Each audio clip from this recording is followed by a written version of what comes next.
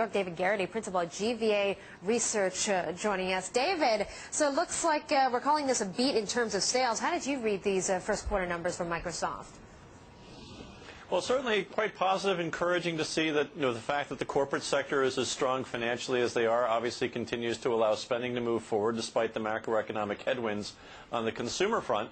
But maybe there's a little bit of disappointment on the margin is that, given the fact that Microsoft has been doing a superb job in terms of controlling costs over the past 8 quarters, the fact that we had this revenue surprise relative to estimates on the top line, but we didn't necessarily see that outperformance on revenues actually lead to an outperformance relative to earnings. But bear in mind at the same time that this is also the first quarter of Microsoft's fiscal 2012, and we think that this momentum in terms of expense reduction probably picks up over the balance of the year. And what about top line? We're talking about profit growth as well. We have the corporate side still, I guess, installing Microsoft's operating system, but on the consumer side, they're lagging because they really don't have anything that competes right now with what goes on the iPad. No, very much so. And from that standpoint, if you want to look at a product cycle that's probably critical in this area, it's going to be obviously the introduction of Windows 8, which unfortunately doesn't look until it's going to happen until mid-calendar 2012 at the earliest, and probably is more likely a fourth quarter 2012 event. Now, Windows 8 itself promises to be a revolutionary product in that it will be an operating system that will work across all computing form factors, tablets, smartphones, as well as PCs.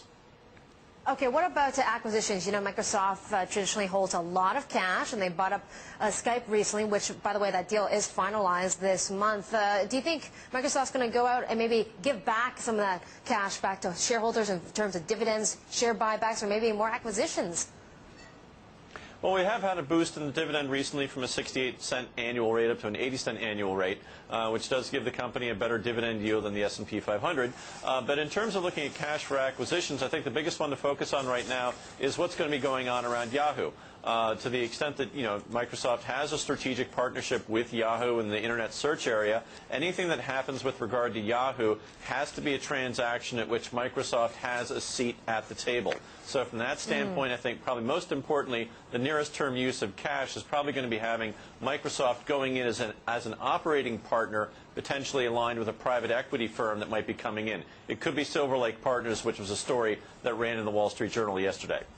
Yeah, and David, don't forget, we also heard from Steve Ballmer recently, Microsoft CEO, saying that, I'll paraphrase, that Microsoft kind of dodged a bullet by not acquiring Yahoo with that bigger bid a year back. Okay, so let's talk about the share price then for Microsoft. We're seeing some small declines despite this beat in sales, lower by 0.75%. Is this a buy in your view, or could we get in a little lower as well? I think it's a buy at these levels. I think that, overall, if it's an uncertain economic environment, Microsoft very well positioned in terms of their product franchise, certainly with a very strong balance sheet, certainly with an attractive total return.